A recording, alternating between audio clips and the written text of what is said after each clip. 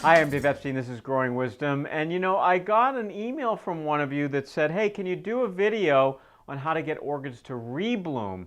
They liked, or you liked, the video where we talked about watering orchids, but you know, how do you get these to rebloom? So I've got two orchids here. This one, the blooming is done, and you can see where the blooms were here.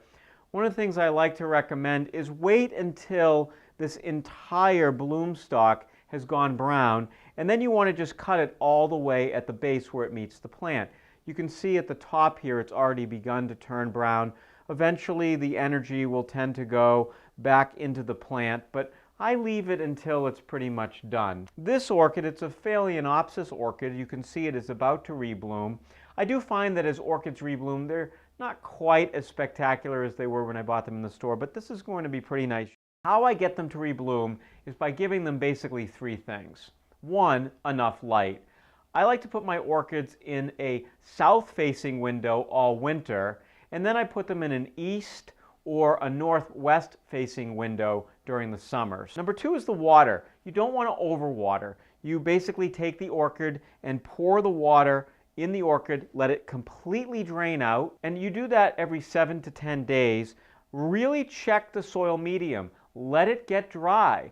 You don't want to have the medium very wet, otherwise the orchid would tend to rot.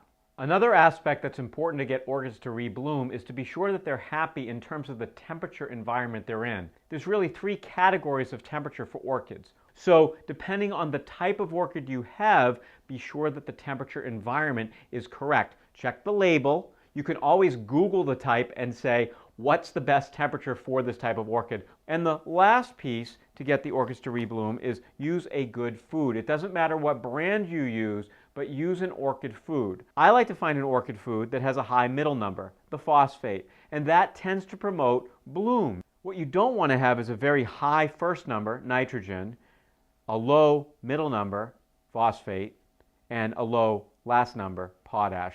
If the last two numbers are much lower than the nitrogen, you're just going to promote a lot of growth and not promote blooms. So that's my tips for getting your orchids to rebloom: light, water, temperature, and good food.